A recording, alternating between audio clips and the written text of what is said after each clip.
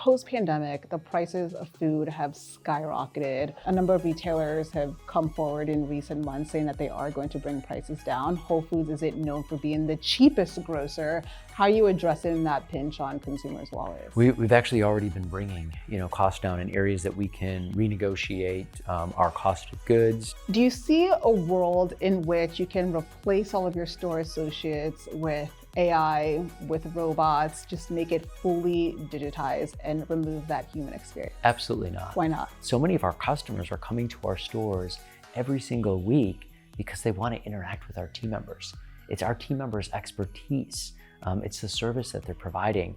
I don't see this becoming digitized. But I would assume yet again that I'm not going to find a Whole Foods in a poverty-stricken area. So when you think about things like food deserts, how are you addressing some of those challenges and how are you deciding where to open a new Whole Foods location? Hello, I'm Ruth Umo, Next Lead Editor and host of Fortune Executive Exchange. Today, I'm joined by Jason Beekle, CEO of Whole Foods, to discuss the grocer's expansion plans, how he works alongside Amazon after its $13.7 billion acquisition of Whole Foods, and what it takes to reach the corner office. Jason, CEO of Whole Foods, delighted to have you on Fortune Executive Exchange. Thank you for joining us this afternoon. So happy to be here today. Yeah, from Austin, Texas. I was telling you earlier, you got to experience the heat wave. How's that been for you? Not too far off from what you experienced in Austin, Texas. Pretty similar actually. Yeah, both in the temperature and the humidity. So. Absolutely. Well, thanks for joining us. Let's jump right into the conversation at hand. We have a lot to get through. You grew up on a dairy farm. Your dad was a cheesemaker. Walk me through how you went from rural Wisconsin to the corner office of Whole Foods. Yeah, so actually both my grandparents operated dairy farms. So both my parents grew up on them. So while I didn't directly, I spent a lot of time on their dairy farms, especially my grandparents on my mother's side. And so, for me at a very young age, it was getting exposure to all of the different work that goes into farming and being able to support our food systems. And one of the other things was, we were a family that did a lot of gardening. So, for us, the ability to, have a better understanding and connection to what is it like to grow your own produce and, eating it for meals and canning it and, having it as sort of a way of life was, I think, really important as a young kid. And my father was a cheesemaker, so very stereotypical Wisconsin. But again, through his work, I think having an appreciation of everything that goes into products. Whether it's a small cheese operator, he worked for a family cheese factory and business, to something that scales larger. Just understanding the interconnectedness of how the community ties into that. And so, for me, that's something that I look at as just valuable life lessons that I really appreciate. How did you, and I'm sure it's a long and winding story, and we'll certainly get into it with more granularity. At the time, growing up, your dad's a cheesemaker, you're living in Wisconsin. Did you think to yourself, was it on your vision board, I'm one day going to be the CEO? Absolutely not. No, it wasn't. It was not. No. I had a bunch of different interests, I think, growing up. Technology was something I always gravitated towards as a kid. In school, I can think even back to elementary school, but definitely during middle school, junior high school, something that I thought this might be of interest to me. And so I don't think I ever thought necessarily the path to CEO, although my 5th grade teacher would constantly say I will be a president of a company sometime. She definitely made that call out, but it's not necessarily a path that I was expecting myself. You were appointed CEO, or you took on the role, I should say, in 2022. Why do you think, in hindsight, you were selected as CEO? Why you?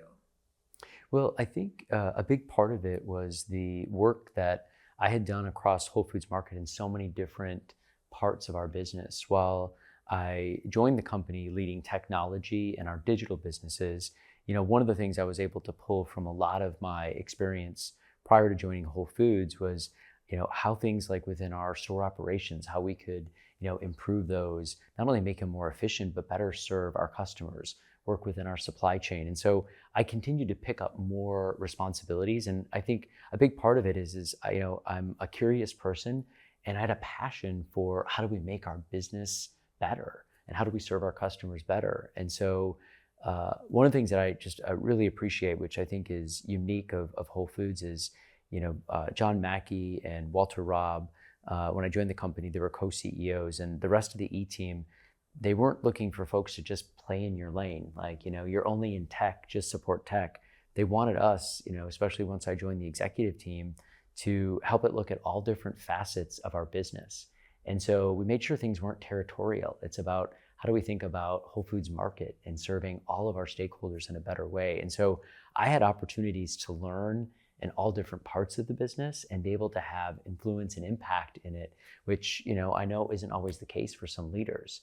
And so overall, those just different experiences, it led me to having more responsibilities, like stepping into the COO role, obviously, becoming part of Amazon and helping lead some of the integration work on there, and getting to work with other parts of Amazon, I think helped round me out to, step in when John had decided it was time to retire. So I think it's a lot of it was the experiences that I was able to, do over my, 9 to 10 years at Whole Foods Market. Yeah, let's touch on that. Your background is quite unique. I've served as Fortune's leadership editor for roughly 2.5 years now. It's not that common, especially within at a supermarket chain or within grocery, to see someone go from CIO to CEO. How has that tech background helped in your role as CEO, especially as you look to digitize Whole Foods? Yeah, well, I think there's a couple of things. One, there's no facet of our business that isn't impacted by technology at this point. And when we look at how we as Whole Foods can be more competitive with what's happening in the industry in the best possible ways to serve our customers, interact with our suppliers, help develop our team members, technology is going to continue to be that linchpin. And having Amazon as our parent company, leveraging one of the best technology companies in the world, I think how we figure out how that connects to all the things that are important about Whole Foods Market as well, our quality standards, the customer experience that we bring, the unique and curated assortment that we offer for our customers, helping be someone who can be sort of at the intersection of supporting those two things, I think becomes really important. So, for me, I look at that as it's something that I can leverage in all of the conversations I'm having on a regular basis with our leaders and with different stakeholders in the company. Is your goal for Whole Foods to be a tech company that sells groceries, or a grocer that just happens to be techie and digitized? So one thing There's a difference. There is absolutely a difference. One of the things that I always like to say is we're not a grocer. We are a force for change in the world. Our higher purpose is to nourish people and the planet. And our goal is to change the way that, we're able to eat, ensuring that, the highest quality natural and organic products are accessible to everyone. And, ultimately, nourishing, people on the planet isn't something that everybody will take on as a company. And for us, changing the way that customers eat, ensuring that we will have food systems that will last for generations is so important for us. And so I look at it first and foremost, we are a higher purpose company that is selling groceries. And by selling groceries, we're helping change the way that the world eats and lives. And we happen to use technology as a key enabler to do those things. You mentioned that you went from CIO to COO and then ostensibly to CEO. Do you think you would have been able to make the jump to CEO without stopping at the COO level, without making that pit stop and getting that hands-on operations experience? I probably could have, but I don't think I would have been near as equipped to do my job in the capacity that I need to without that stop. And I think a big part of it is, we as Whole Foods Market, the store is where the magic happens. And it's where we're able to create delightful experiences for our customers. And ultimately, it's our team members who are, I always say, the secret sauce of Whole Foods Market. It's where their expertise, their customer service, the amazing merchandising that they do comes to life. And so being able to step into that role as COO, I was able to help be the connection point of how do we tie operations to all the different initiatives that we're doing across the company. And it allowed me to be more store-centric as a leader. And I felt like that was something I really learned in that role. And it's something we've spread across the entire company. Our focus of store centricity is one of the key elements of our 10-year vision, Growing with Purpose. Why is that? Why this focus on stores? I mean, especially given the link to Amazon, which is e-commerce, very much techie and digital, why the need to have a physical footprint? Yeah, well, I think, for us, it's still the primary way that we serve our customers, and even our digital experiences are extension of the physical store. And so many of our customer interactions, our team member experiences, interactions, they're happening in the store. And so for us as leaders, when we can spend time in our stores better understanding what's working, what's not, where are our biggest opportunities, it's going to allow us to serve our customers better, have better interactions with our suppliers, serve our community better. And ultimately, it's working with our partners at Amazon to help bring in solutions as well, especially on the technology side, in ways that we can support it. If you're ordering groceries today, here in New York, it's one of our stores that's helping fulfill that. And so even though it might be a completely digital experience, it's tying back to the store. It's also finding ways by which you can take the store experience and make them digital. So a customer who may not have time to physically come to the store, how do we help bring to life an amazing experience that's going to allow you to help select products, help get some of the knowledge that you might be getting from one of our team members, help inspire a meal that you're going to make. And so we can take some of the magic that's in our physical stores and help bring it into some of our digital experiences. One of the things that we find is so many of our customers, especially our best customers, are shopping across both channels. So one day they might be physically coming in the store, the next they might be getting a delivery, the following week they might get pickup. So for us to understand how can we make sure our stores are operating in the best possible way, I think is going to continue to be a differentiation for Whole Foods Market.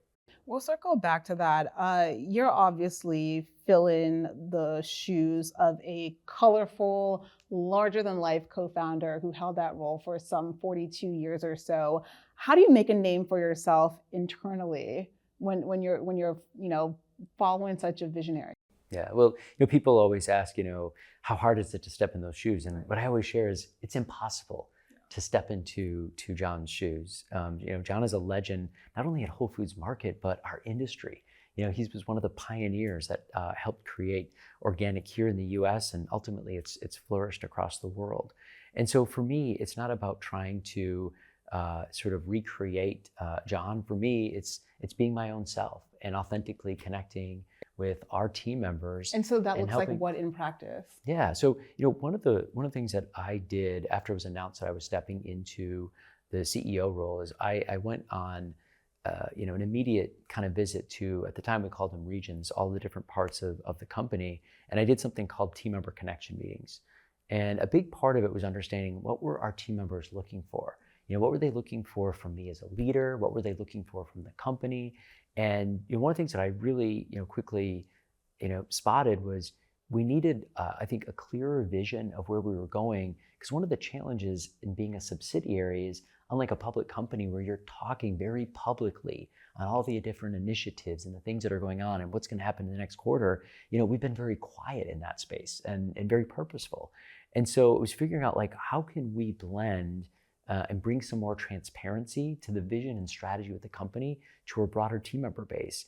And I also thought there was an opportunity to have our team members be more directly involved with that. And so coming out of some of those learnings, we created something called the Whole Conversations Tour. And this is where I visited every single one of our geographic areas within Whole Foods Market. And we spent multiple days visiting stores, connecting with suppliers, connecting with community partners, connecting with customers, and then had a dedicated day where we brought together representatives, two representatives from every single store, usually the store team leader and someone we call a culture champion ambassador, which is a team member at large within the store. And we spent that entire day for each one of these operational areas to deep dive into the biggest opportunities and challenges that we have as Whole Foods Market. It was a brainstorming exercise. And we also looked at ways, what are things that we can do tomorrow coming out of the meeting that we can go pilot? So we were green lighting, things to help create better experiences. And then we took a lot of the long-term feedback, and I brought this together, and across our executive leadership team, we took so many different points of that feedback and wove it into our 10-year vision, which we call Growing with Purpose. So what was some of that feedback? What came out of this brainstorm session? Yeah, I think our team members had some, as it relates to our team member experience as an example, there were some things that we stopped doing during the pandemic. Whether it was around different growth and development initiatives, whether it was work that we did in connecting with our communities. I think a lot of the things went away unconsciously. Everybody was so focused on how do we just handle the business that's coming into the stores every day? How are we dealing with social distancing? How are we dealing with supply chain challenges? Some of the things that were really valuable within our team member experience went away. Even our suppliers, we would talk about different things that we did for collaboration. When we sort of went into pandemic mode, some things sort of fell apart. And so some of this was actually just revitalizing programs and initiatives that really engaged a number of our stakeholders, like our team members and suppliers, or even our community members. And so a big part was helping relaunch these things, and then also identifying new opportunities that we have as well. And that's something where I've been really proud of as we launched our vision, Growing with Purpose, last January, was sharing the specifics of where our team members were actually part of that process. And to be honest, I got an opportunity to use both that whole conversations tour, and then last year we did a road show where every single one of our stores was visited by a member of our executive team. And I was in over 90 stores with that process, and so it was a way to connect firsthand with our team members. As part of that, we spent time sharing the vision. We took questions on it. We did a walk of the store, and ultimately, this allows us as leaders to have a better understanding of what's happening inside of our operations every single day, and where we have greater opportunities as a company. And so for me, that was one of the ways I was able to connect, and for team members to have a better understanding of how I lead, and ultimately, helping paint the vision of where we are going as a company. I've also put into place, a very regular set of check-ins with all of our team members. We do what we call quarterly all hands huddles. And so these are sort of live events that our team members can watch. We break it down to small bite-sized clips, so any team member can decide to get updates on different parts of what we cover in these. I do a monthly newsletter. And for me, a big part about it is sharing my personal connection to the work that we're doing, and sharing stories that I experience as I'm going around and visiting with our team members, with our suppliers, talking to our customers.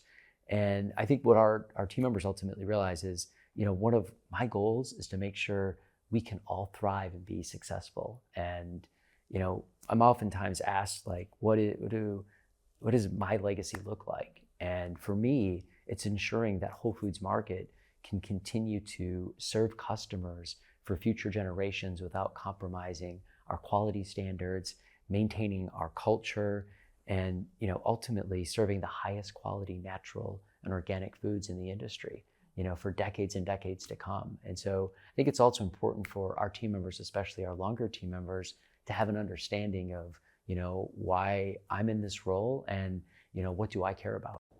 What's your leadership style? So I'm somebody who really likes to be collaborative, interacting with people. I'm someone who would probably be called a servant leader. My goal is to understand the different inputs of stakeholders as I make decisions. And my belief is having a broader perspective in looking at a stakeholder model helps make sure as leaders we don't make unintended consequences come out of some of the decisions that we make. And in some cases, well, as an example, if you're only looking and making a decision through one vantage point, or, as an example, if the only focus is around how do we improve profitability, and we're not thinking about what the impacts might mean to customers and taking away service, or team members or suppliers, that might be a great short-term decision, but how is that helping sustain and support the business over the long term? And so it's a balancing effort. And so there's many things that we have to do in improving profitability. And so my goal is to figure out, how do we find win-win solutions? And oftentimes it's in those conversations with stakeholders and getting the different vantage points that allows you as a leader to say, this seems like this might be the place for us to take this direction or make this decision. And so, I work really closely with all members of our executive team. We have a senior leadership team that I bring together, and our goal is I want everybody to be connected of where we're going as a company. It doesn't mean, at certain points, you have to make decisive, direct decisions. During the pandemic was a good example where we didn't have time in all cases to do so. And so I think as a leader, you have to trust when you have to move faster sometimes and the rest of the organization is ready to go, or where it's important to make a quick decision. And for me, I think building the trust with our team that I'm going to be looking at it from a broad set of vantage points, I think is really helpful when you're having to make change within the organization, especially when it may not always seem to be great news for every stakeholder group. How do you let's think about maybe your team or even those who report into your direct reports. How do you get them excited about your vision? Because presumably you have the CEO and co-founder who's been there for years, a lot of loyalists, you're the new guy, you're fairly young for a CEO. And so they might also think, okay, this is the Amazon guy, the tech plant, you come from that tech background. How do you get them to really buy into your vision for the company and come along? Yeah, well, the best part is it wasn't just buying into my vision. This is something we co-created together as an executive team and co-created with the rest of our organization. And that's why doing the whole conversations tour was so important.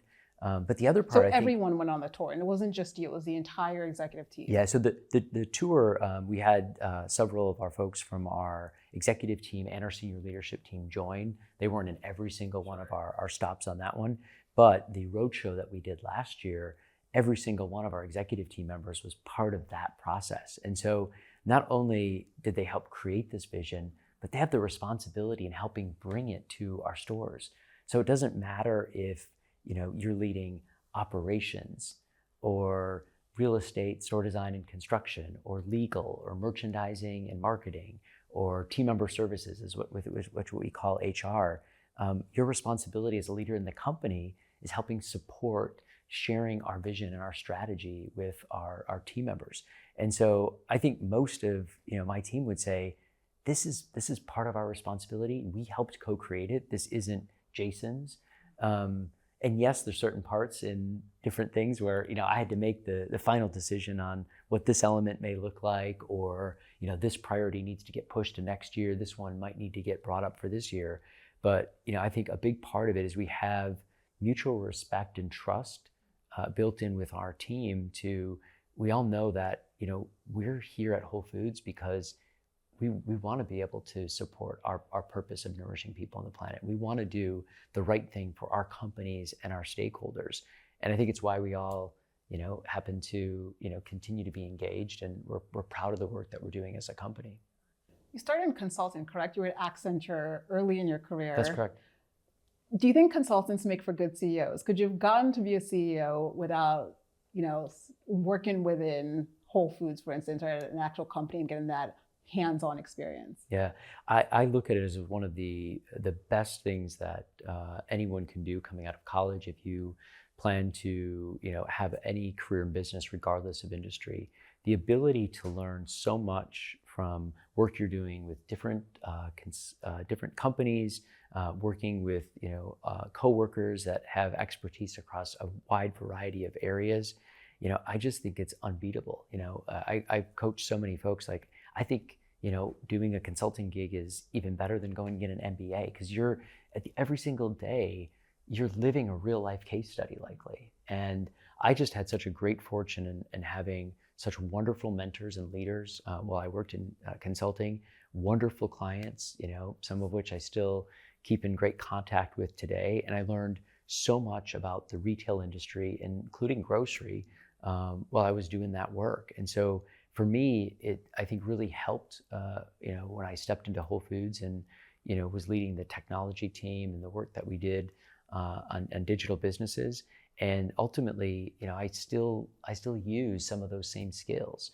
And For instance, one of the things I love is I'm a problem solver. I mean, I think when you're a consultant, that's something that you have to be good at, or you're probably not going to be very successful. And so, when you're a leader, and whether it was being the CIO and leading technology, to operations where you got problems that are coming every single day and you're having to make quick decisions, to being a CEO and having to sometimes arbitrate between different stakeholders, the ability to sort of bring folks together, and do so, sometimes, adding diplomacy into the process and finding these win-wins, and, sometimes, when I think to my past, I was really good at problem solving. I wasn't always good at, looking at the lens and perspective of all the different stakeholders. And so a bunch of things that I've learned, since being at Whole Foods, is extending sort of my peripheral into how I can take all different points of feedback and input, and making that, I think, has helped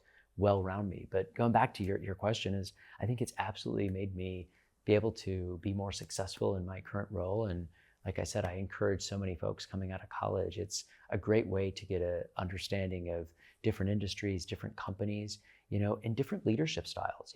My opportunity to work with, C-level executives at a number of different retailers. And there's things that you learn that you want to emulate, and there's things that you see that don't go well, and you want to make sure you don't fall down those same pitfalls. And so there's a lot of opportunities to learn from what's worked well and what hasn't worked well from some of those experiences. Amazon famously bought Whole Foods in 2017 for nearly $14 billion. Talk to me about that partnership. Are you in close communication with Andy Jassy? How do you lean on the larger tech behemoth?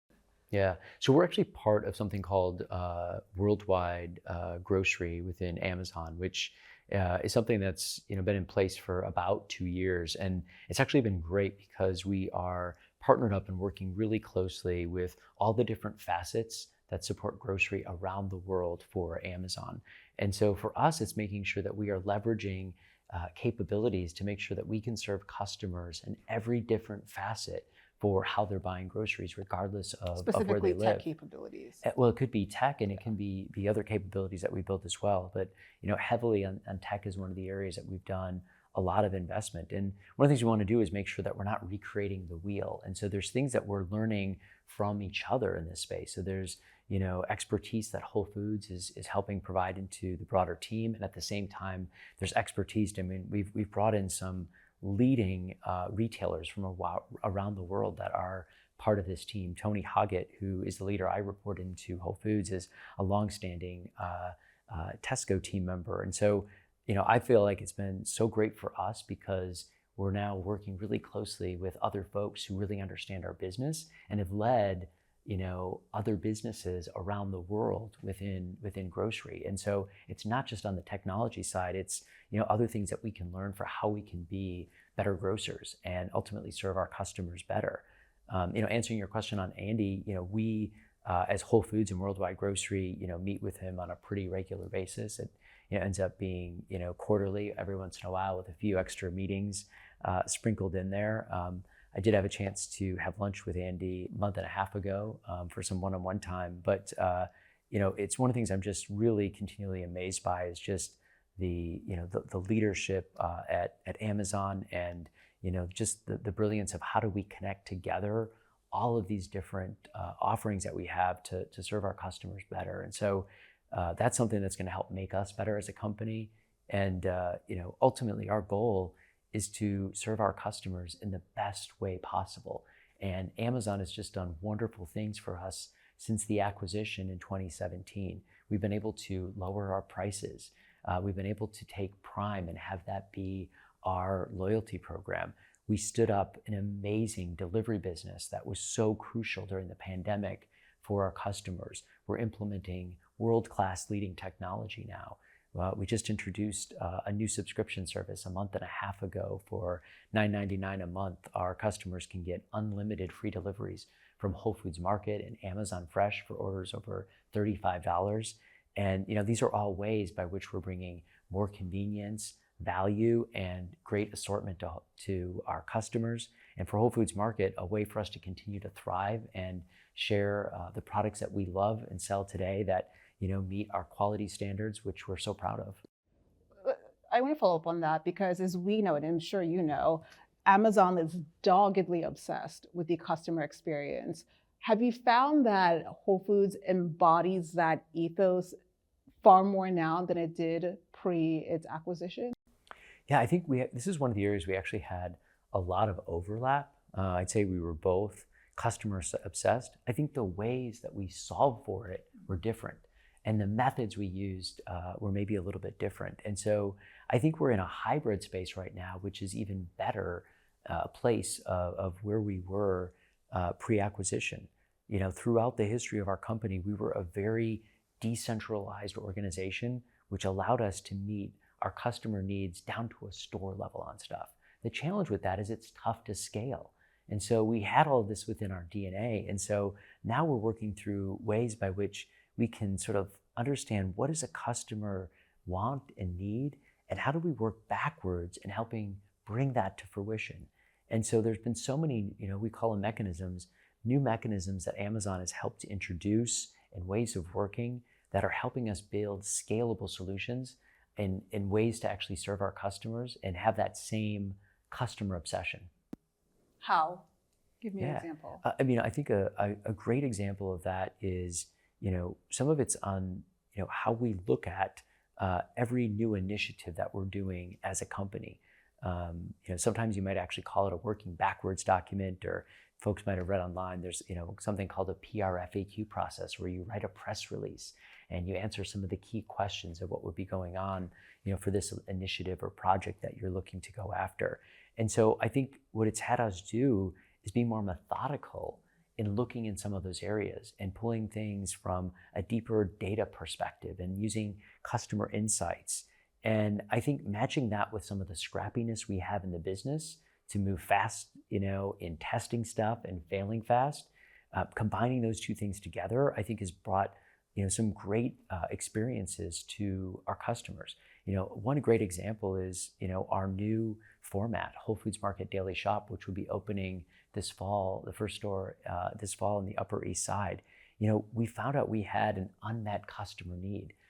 So many of our customers who love going to Whole Foods, especially here in Manhattan, we didn't have a store, in close proximity to their house, or they felt going into the store, took a little extra time than they had, and they wanted something that could help support a fill-in shop or a quick grab and go item. And that allowed us to sort of look at different ways in solving this. We've been able to test things within our existing business for concepts that we'll be bringing into this new store. A great example of that is something called Juice and Java. So it's a program where we're reinventing our coffee and juice bars into a new set of offerings.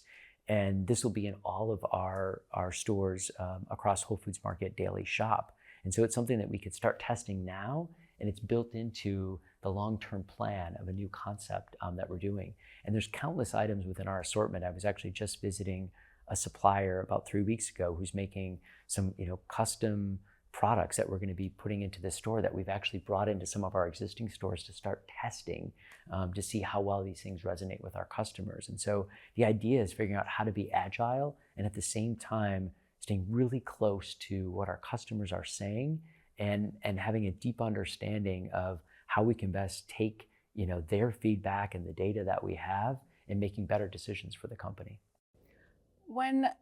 We'll soon talk about your vision for Amazon as we move forward, especially your 10-year vision.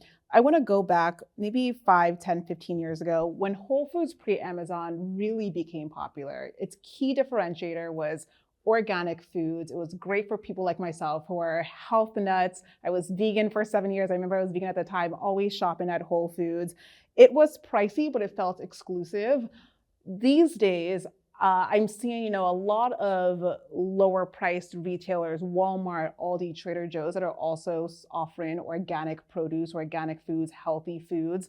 If you want something a bit more upscale, there's Erewhon in LA, there's Eataly here in New York City. What is Whole Foods' differentiator today? Yeah, well, I'd say our differentiator then and today is still the same, and it's our quality standards. It's the fact that we have 550 banned ingredients that you're not going to find in the store. It's our elevated animal welfare standards. It's our sustainable seafood sourcing standards. It's our cage-free and cage-free plus egg standards.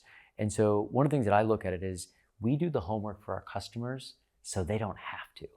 And that's something that I think is invaluable, not only from a customer time perspective, but it's helping build the trust that they know if they're going to buy this product at Whole Foods Market, it's past our very rigid quality standards. And at the same time, we've taken the opportunity to invest in price. We recognize that customers have a lot of choices today in where they might buy organic product. Well, you're going to continue to find the largest assortment, the deepest breadth and depth, the most differentiated assortment. You're going to find, in my opinion, and I'm biased, the best private label brand in grocery in 365, as well as our Whole Foods Market branded products.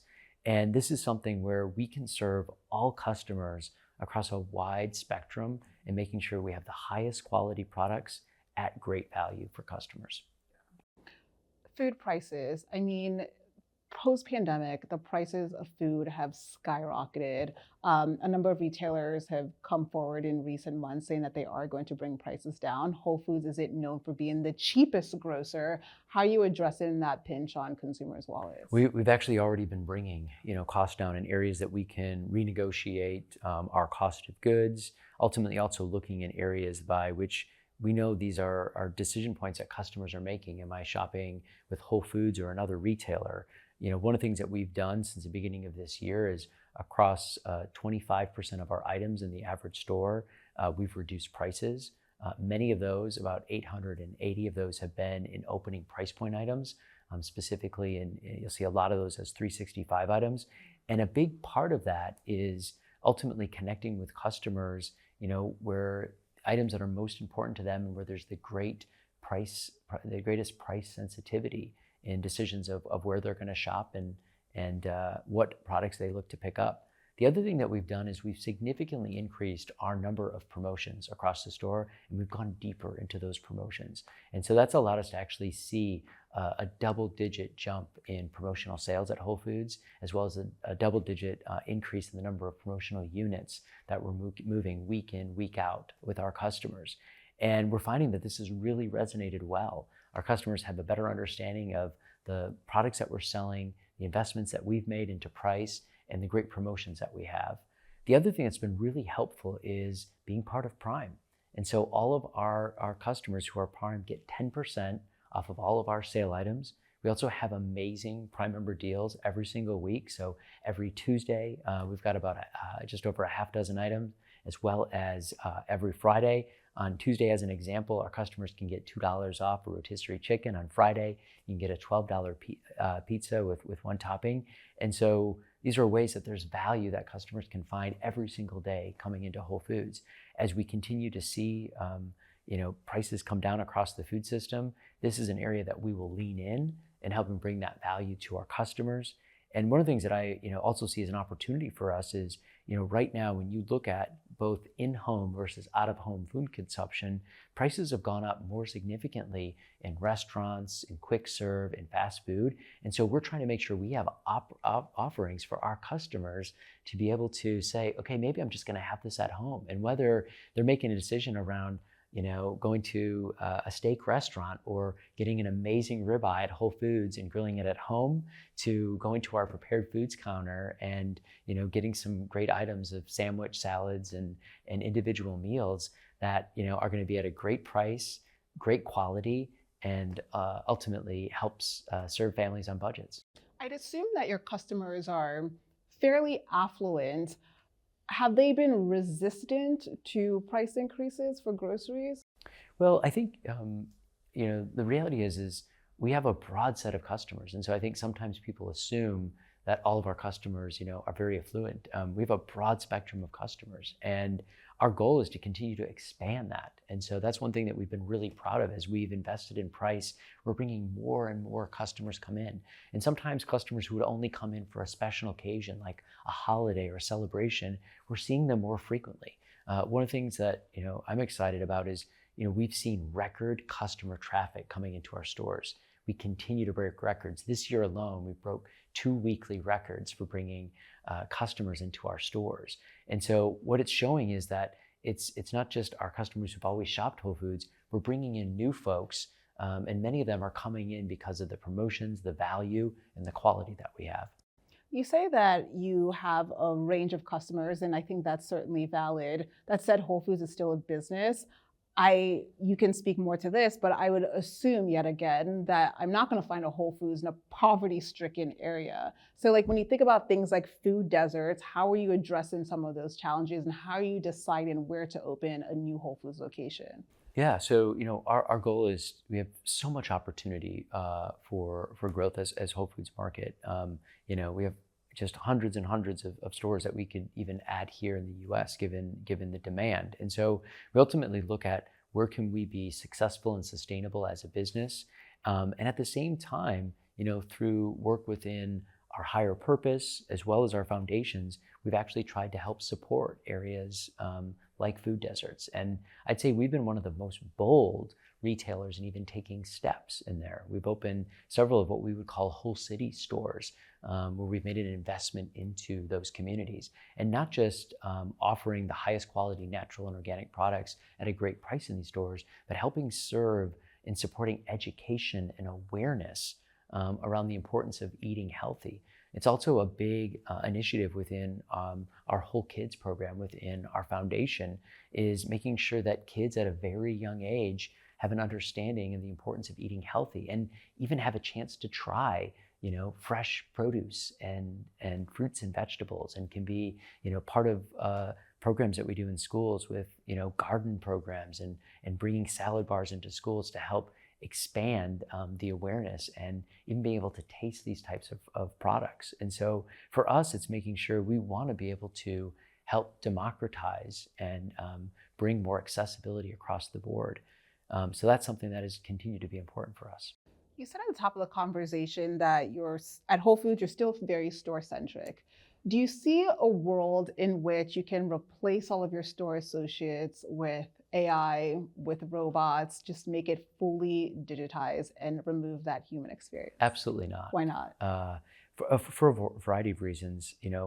I think one of the things that's really unique about Whole Foods, and it's why being store-centric is so important, is so many of our customers are coming into our physical store as a way to escape.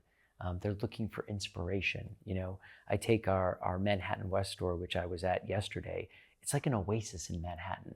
You step into the store, the sights, the smells, the team member experiences that you have. This is something that I think is really unique to Whole Foods Market. And so many of our customers are coming to our stores every single week because they want to interact with our team members. It's our team members' expertise. It's the service that they're providing. I don't see this becoming digitized. You don't think you can mirror that online?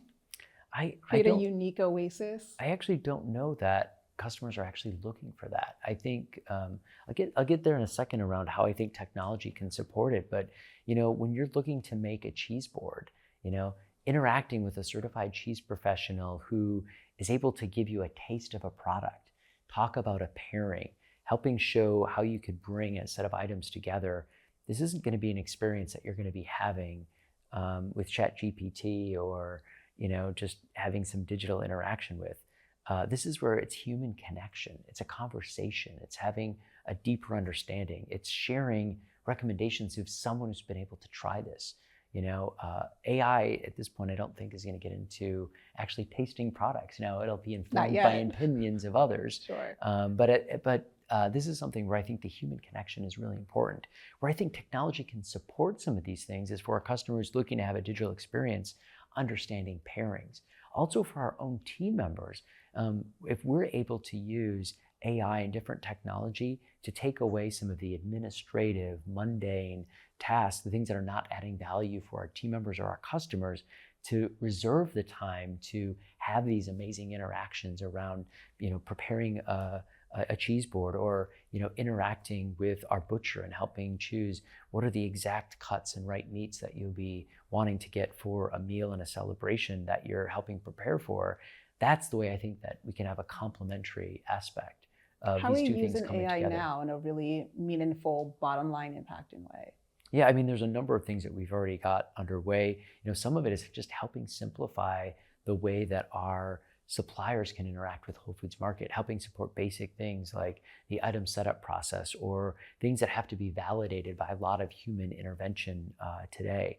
We're also doing a lot of work in ways by which we're going to improve our supply chain and improving our forecasting and looking at ways on different variables for how our business may need to adjust based upon weather conditions or special events that come up or different disruptions that take place within the supply chain.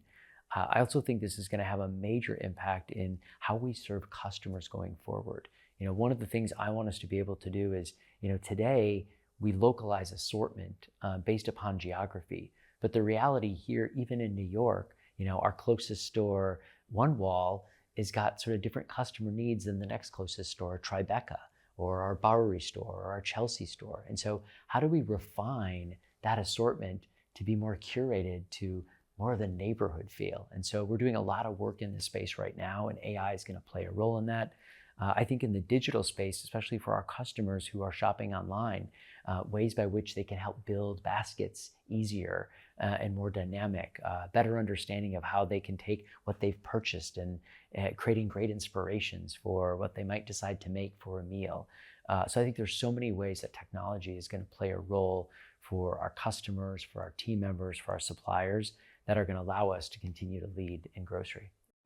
I want to discuss leadership yet again. How has the culture at Whole Foods changed under your leadership? What culture have you instilled there?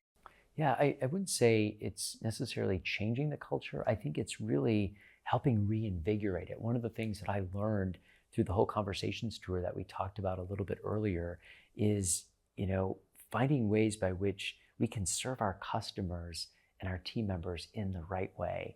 And, one of the things that we learned in that was there's a couple of things that we probably adjusted in our culture programs that disappeared. And so our job is to help sort of revitalize that. And one of the ways that I'm doing this right now is through, we call our culture champions. And so every store has a number of culture champions. Right now, we're about 25,000 across our store team member base.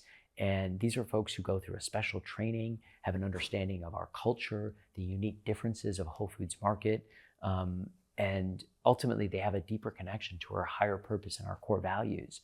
And so what I can do is help work with these team members in ensuring that we've got the culture that we want to have across the company. And so there's a number of events and things that we do. Every single store has their own culture champion ambassador. And we use these team members as sounding boards, both at the store level. They work with our store leadership and looking at opportunities that we have and improving our team member experiences and the culture in every store. And then we look across the board and say, how do we take this feedback up more broadly in making decisions? And we took a number of actions over the last 2 years in helping address ways by which our team members wanted to not only change and improve our culture, but even changing aspects of our team member experience. We've made significant investments in growth and development initiatives. We've got career development programs for every single step of leadership at the store level in the company. We continue to add apprenticeship programs. So I mentioned earlier about our certified cheese professional and butcher. We also have a bakery decorator apprentice. I'm actually meeting with one of our graduates tomorrow in our Brooklyn 3rd and 3rd Street who's going to teach me how to decorate cakes. We'll see how well that goes. Exactly. I don't think this is going to go so well. We're rolling out a new program in produce and pizza. And this has come from input from our team members who want to make sure that they've got the skills to be successful. And we've also made enhancements into areas like pay and benefits through feedback. We've enhanced our 401k match. We've changed the way that we've looked at some of our medical and healthcare benefits and bringing more options for our team members. And so, for me, one of the goals is helping make sure that we've got a collaborative culture that's in service of supporting the best customer experience that we can create. It's that customer obsession that we talked about a little bit earlier. And at the same time, realizing that our team members know that we will have a transparent environment where they know our vision, where we're going, and how their role plugs into that work. And at the same time, we're not just growth for growth's sake. We're here to support our higher purpose of nourishing people on the planet. So I look at a big part of my job is when John retired, making sure that I'm sort of carrying the torch forward. And in many cases, I'm helping sort of unleash some of the things that have really helped create for success for us in the past and guiding us forward as far as how we can continue to grow and evolve as a company, and preparing for more growth. We're going to be starting with some unprecedented growth. Since the acquisition, we've not opened a great deal of stores. We've had a lot of relocations, so we've opened new stores, but it's been not necessarily net incremental increase. We currently have 75 stores in development right now. Our goal is to get to a point of opening about 30 stores a year, which have been sort of our peak, even at sort of our highest point, and we'll be ready for that in just a few years. And that'll be across both Whole Foods Market as well as our Whole Foods Market daily shop concepts. And making sure that our team members are ready to support that growth is a big important part of my role, and making sure that we've got the culture to continue to support growth in a scalable way. You say that you're really leaning in on, the employees as a primary stakeholder, one of the primary stakeholders, listening to their feedback and so on. Whole Foods has long been anti-unionization efforts. So how do you reconcile the stated goal that you're really focused on the employee with the fact that, your co-founder and the company as a whole, much like Amazon, has been anti-union? Well, the way that I look at this is we have an open door policy within Whole Foods Market, and it's one of the things that I'm so proud of. Any team member has an ability to go to a leader above them to share feedback and have a dialogue. I mentioned team member connection meetings that we do several times in this conversation. I'm involved in hundreds of them a year, and so many of our leaders are as well. The roadshows that I was just mentioning, we do one of these team member connections in every single store that we go to. Last year I was part of, I think, 6 or 7 of them alone. And so this open dialogue directly with our team members to be able to make sure that we're working together to create that team member experience, I think that's the winning combination. It's not bringing in other folks to try to arbitrate something. It's how do we work together in ultimately creating a great team member experience in service for our customer. And so, I don't look at it as it's one stakeholder versus the other. It's figuring out how do we create win-wins collectively together. Going back to your co-founder, and he also worked with you for 11 months, so you worked with him for quite some time, John Mackey. Is Whole Foods still pro-conscious capitalism? He's been very vocal in recent months, talking about socialism is taking over, the younger generation doesn't want to work, you have to earn meaningful work. Are those sentiments that you agree with? And again, how do you reconcile statements and sentiments from the founder and where Whole Foods? Well, one of the things I respect about John is John will have opinions on many different things, and he has the right to have those opinions. As it relates to conscious capitalism, absolutely yes. When you look at how conscious capitalism grew, it was companies like Whole Foods Market that started taking a stakeholder view, and not just looking at how are we serving a short-term investor mindset quarter to quarter, but what is the best way to support a sustainable business where all stakeholders can win? And that's something I'm still really proud of today. Many of the examples that we talked about is I try to stay connected. Part of the reason I'm here in New York is there's a major conference and convention going on, and it's a great opportunity for me to connect with suppliers, as an example. And so I think one of the things we have an opportunity to do across business is find more of these win-win-win outcomes that we can collectively build so we can sustain business over time, and we're not playing sort of a month-to-month, quarter-to-quarter game, which oftentimes is going to have a zero-sum effect. There might be some short-term wins, but ultimately it's going to probably come with a degraded customer experience, a poor team member experience, friction in the supply chain with suppliers. And so for me, absolutely, we continue to support many of the elements of conscious capitalism. I actually have, been a supporter of many of the efforts of the organization as well, even in this role.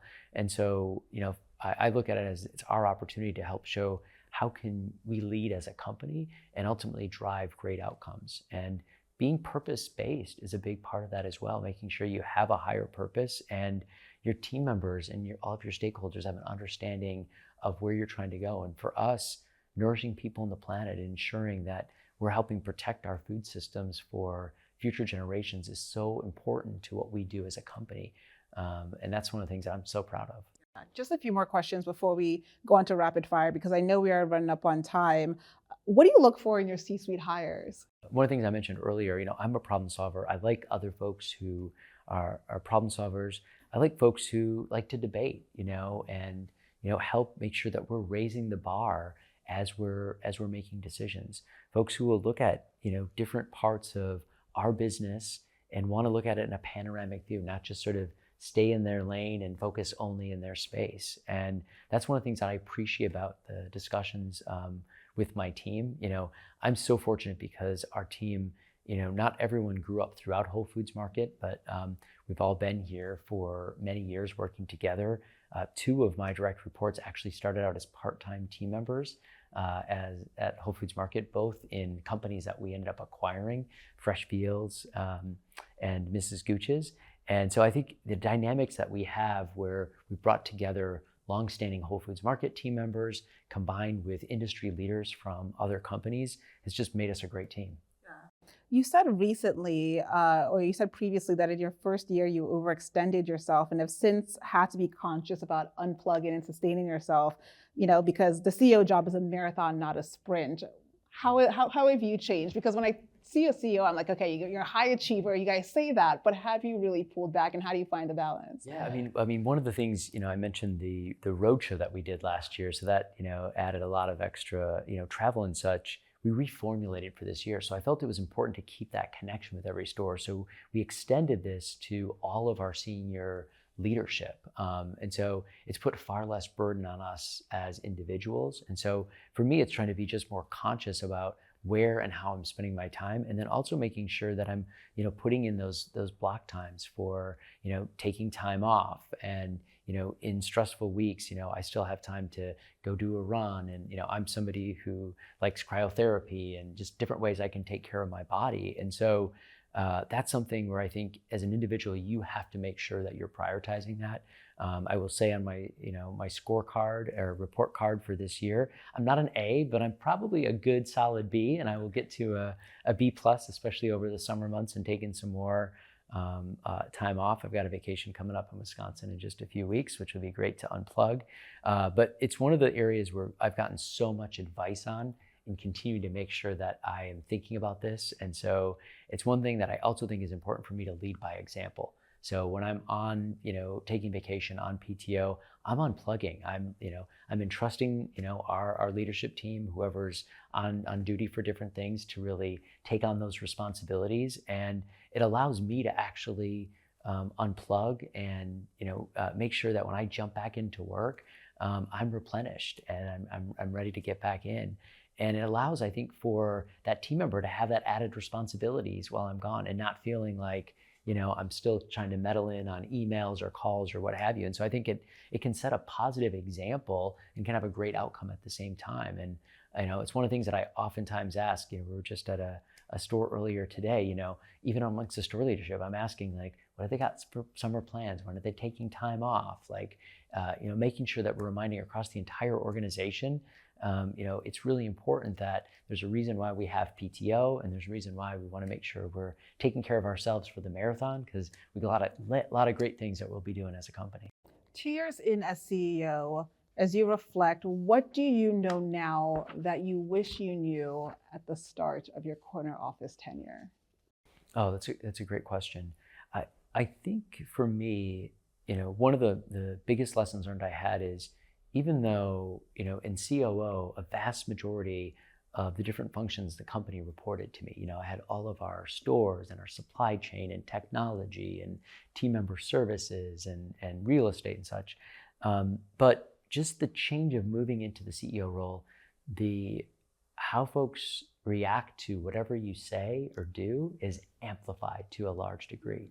And I look at, even the differences of visiting a store in my COO role versus the CEO role is different. And so I'm somebody who's curious. I was mentioning that a little bit earlier. And so, sometimes I'll be asking, like, oh, why is this product merchandised this way? Or did we think about X, Y, or Z? And sometimes people will immediately jump into, Jason doesn't like this, or we need to change this, or now we need to go try this. Or, he mentioned this, so now permanently it needs to look like this. And so I wanted to make sure that I'm really careful for how I use my words, and as well as like, I want to inspire and ask questions, and I'm curious, and I want to make sure, we can maybe learn through something, but I'm being really clear about that. And that's something that, it was interesting. I learned because in some cases I'm interacting with the same folks, but once you sort of move into the CEO role, the way that folks sort of react to your words and even emails that you might send are a little bit different.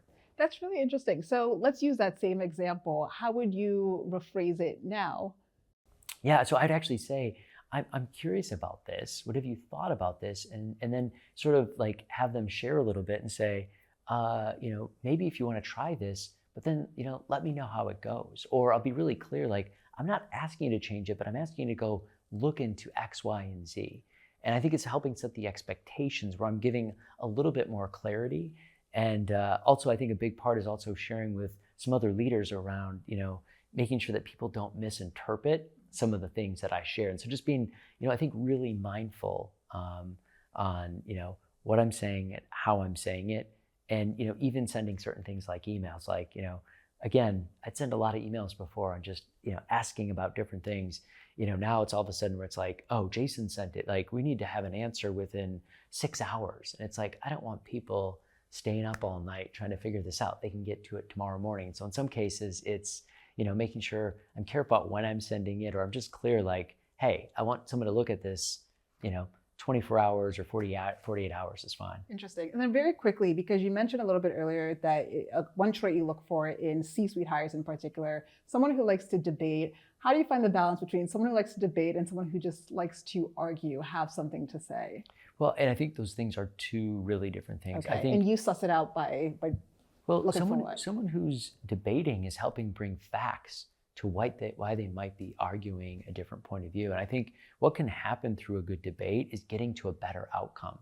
So you may have two completely different points of view, but maybe what you end up doing is someone moves, 10% or 5% or one idea within, someone else's point of view might actually come together to build something. And so when you're arguing, you're usually just arguing against something versus, I think in a debate, you're sharing, why are you passionate about X, Y, and Z? And so I think there's a huge difference. And I'm someone who likes to sort of hone in on when somebody's just trying to argue against something or digging their heels in versus somebody who is really passionate about something. And, we've had I can think of a couple of examples just in the past few weeks where, even amongst, some of my own direct reports, we're on different pages and, they might not fully change my mind on something, but they may actually evolve, my point of view slightly where we get to a better outcome.